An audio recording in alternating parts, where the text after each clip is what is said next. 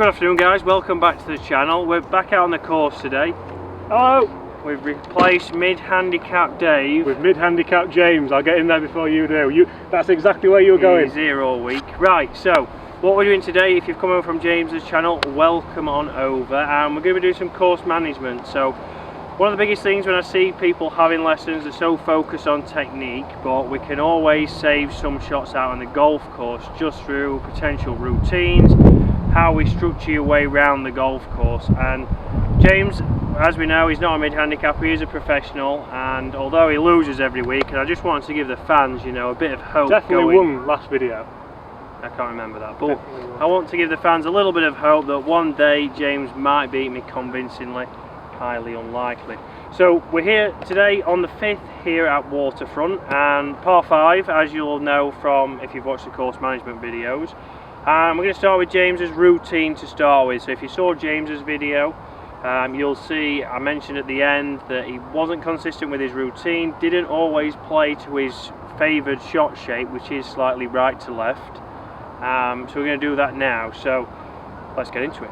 Okay, so in we come, James. So James has a rule on his first shot, just teed up straight in the middle of the tee box. For here, I've always do on my videos, I tee up on the right side because I'm a bit of a fader of the ball. For James, we're going to go as far as we can on the left side of the tee box. So what it's going to allow him to do now is aim a little bit further right for his draw and then draw it back into the fairway. So we're going to get him aiming at just right of the trees at the end of the fairway, and then in balance and play to his shot. Hopefully we find his first fairway of the day.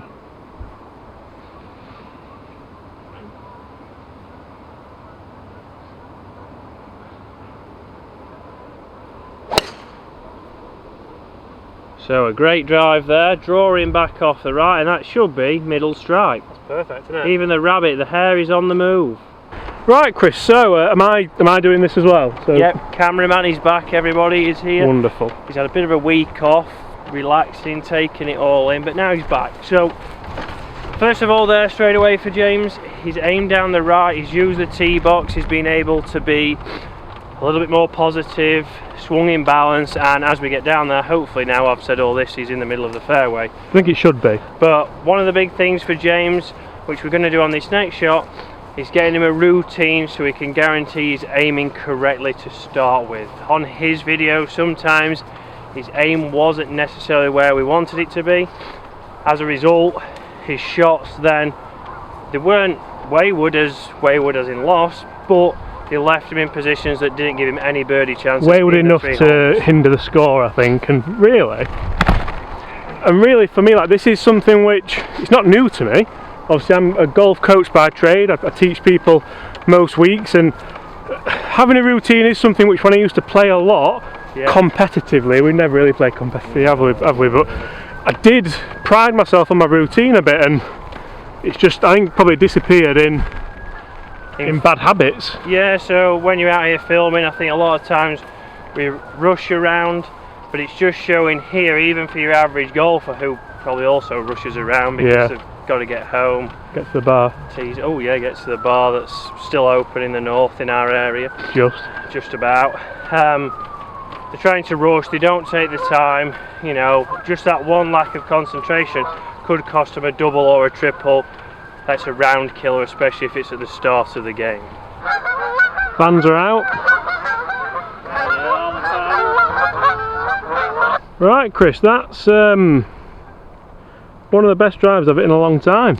Yep, first one of the day in the fairway. So as we know, it's a par 5, and we look like we're going to get there in 2.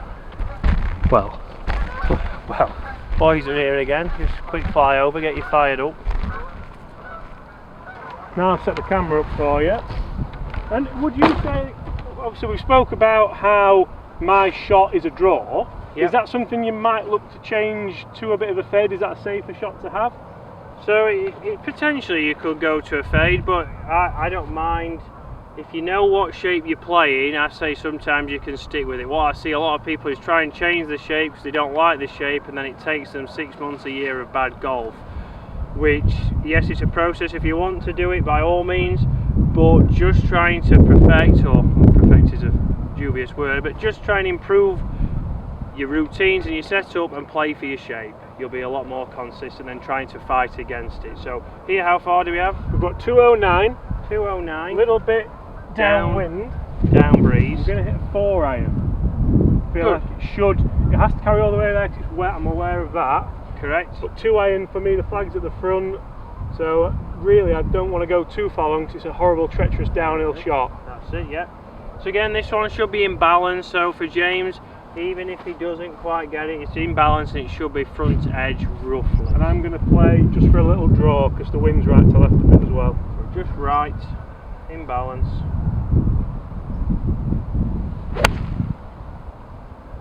It's all over it. Go on! Can't see that far. How good's that? That's good, that. Again, there, nice and in balance. He played the shot that he called, he's visualised it, and James says it looks close. Get me on tour. My mince pies aren't the best. Get me on tour. Right, Chris, just about make that out now, and I'm... Lads are here again. Oh, there again. Yeah. I'm happy with that. It landed actually quite close, I think, and then kicked a little bit left. Yeah, so again, just by getting a good drive away, you can attack the golf hole. So now we've got an outside chance at a Stephen Seagal, who will be on screen. He will be up there now, won't he, Steve? But you should be pretty much guaranteeing a birdie. So you think the first hole straight away, if we go back to the first par 5 we played on your channel, hit it into the rough, didn't get a great shot out, had a pitch in, came up short, and it was a struggle for a 5. Yeah, and I think a bit of that is down to obviously the swing I put on it and the shot I've hit as well, but then as you said as well, I think the course management definitely helps. So we're putting for eagle. Stephen, he's back on screen now. Steve. Maybe Steve should get on some merch, Chris. I think I might get Steve on some merch. Right. Into the breeze. Into the breeze, downhill. Yeah.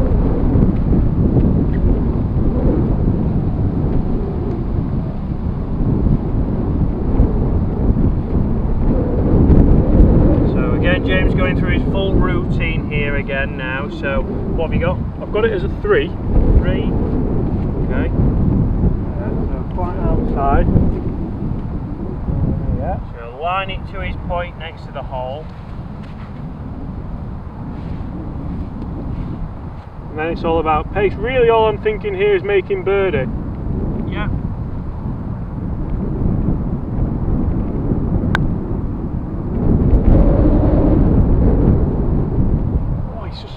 At the end. So great putt there, had a chance, it straightened up at the last point, but from 30 feet we'd be happy to take a 2 putt. And again, I feel like that's more a confidence factor from playing the hole well. I think if you've scabbed your way around a hole and then you've got a long putt, you're in a different mindset, you're in more of a negative place. Putt. Birdie. Back to level for the round. Right, full of confidence after the birdie. Yep, par 3-6, what have we got? 173, playing 170. So a more manageable distance than the last par 3 we played here at Waterfront Royal. Wind's picked up actually now, off the left, and there we go. Perfect, so wind's off the left here. Again, James's shot shape is a draw. So I would be getting to aim at the middle of the green. If the wind keeps it straight, it's the middle of the green. If it draws, it's the left side and it's fine. So right side of the tee box is correct from James here. And I've gone off that mainly because of the wind and not because of any other factor. I don't think it's a full 6, is it? No, I think it's a smooth one again, in balance, being the key.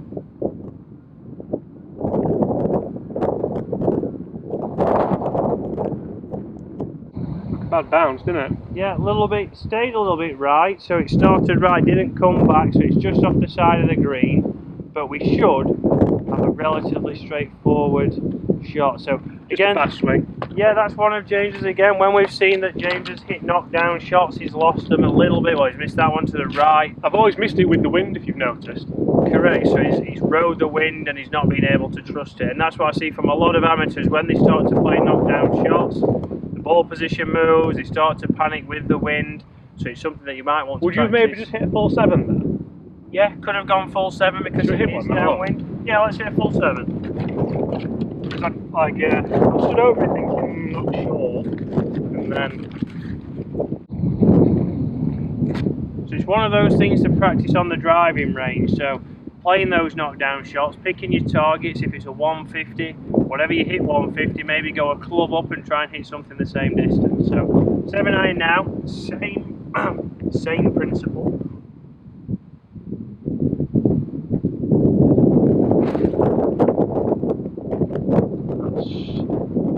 Stronger fly, wasn't it? Better fly, and that has gone to...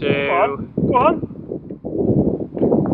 Yep, just past the flag, about 10-15 feet. I'm not going to lie, it did take a very good bounce, but... It did. So, interesting one here. We've got the 7 iron, which is, mind my glove there, a birdie chance. That's pitched here. So I'll let Chris get that because he does nothing else. And the 6 is here, gone right, took a horrible bounce, and actually not gone as far as the 7. I think really, are we questioning my club selection there off the tee?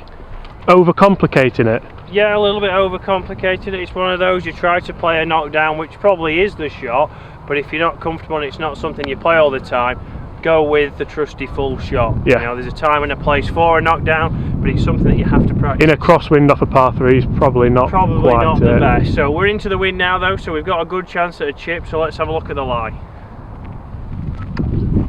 Oof. We have a passenger. There's a song there somewhere, isn't there? So again, lie. It's not sat bad. Obviously, we've seen that it's got a passenger. A jockey. A jockey.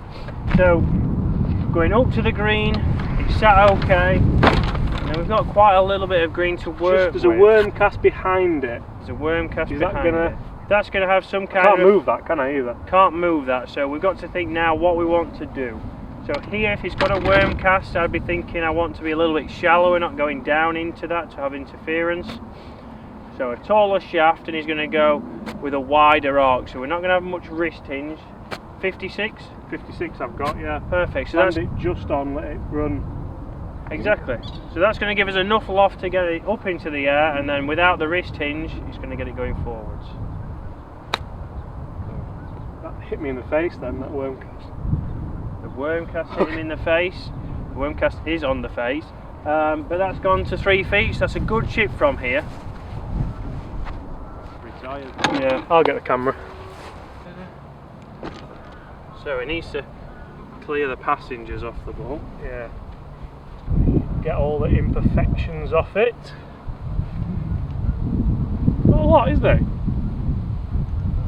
One, I'm thinking it's leaning a little bit, so I don't want to side door. I know this is like really finicky, but I don't want to side door it left because it might hit the flag and go out. No, that's it. So is that something we've got to think? At the moment with flags in, yeah, it's don't be put off by which way the flag's going. It might just not be settled correctly. Although he did try to side door it, so but good putt, got out of there with a 3. So again, a good chip from where you were. We assessed the lie, picked the right club. And again, not so much there. I don't feel like I've treated that any differently to I would have done in my kind of video. No, just a better chip, maybe running on confidence from the previous hole. Correct, yeah, and again, although you've missed, you know you've kind of picked the right shot, you've been able to assess it and move on, and I think that's the big thing, moving on from potentially a bad shot. Moving on. Moving on. Right, Chris, final hole. I'm going to go big dog. It's a little, well, not little is it, but it's a left to right par 4. I would usually try and fade it round on here because that's what the hole demands, but the last drive so I'm trying to think what you would be trying to tell me now. Yep. The last drive I hit, which was one of the best drives I've hit in a while, was a draw. Yep. So I'm just going to try and recreate that. So similar shape hole actually, so if I go kind of right hand side here. So again here, I'd go left hand side. Right. So go left hand side, it looks then a little bit wider, you're looking down more so on that side. It is relatively flat. And then you can draw it off the edge of the trees back into the middle. Here, if you did block one, it'd be blocked too far right. If we block it there, it goes into the rough. So you can see he's got a better view down the hole here. You're going to set it off down the edge of the trees, draw it back, all in balance. Because my miss here is usually left and right is safe as houses, isn't it? Yeah, exactly.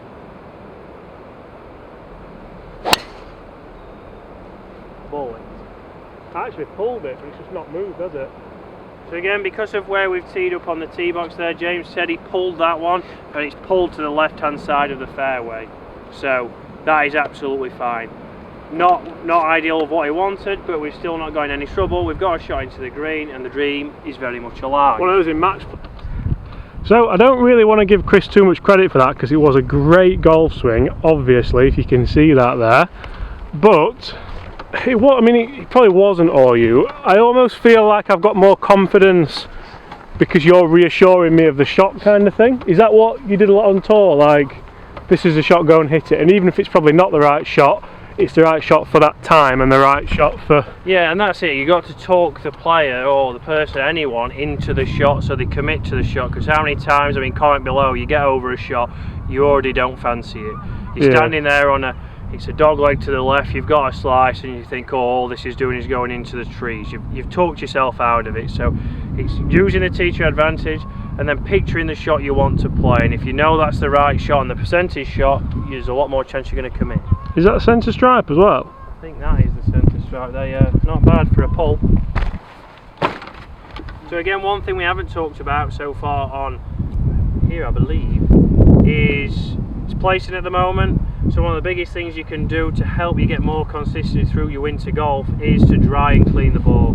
Even if it's wet and it's not dirty, dry the ball, because it has a massive effect on the spin. And obviously when we're going into a green, we need spin, we want control, because how many times does it just run on past and you're like, why didn't that spin?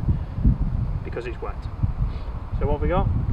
168. 168, so downhill, downwind.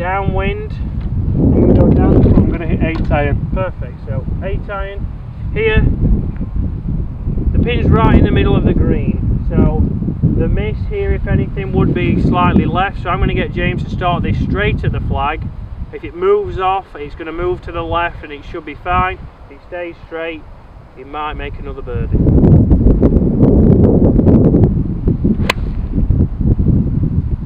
Straight at it.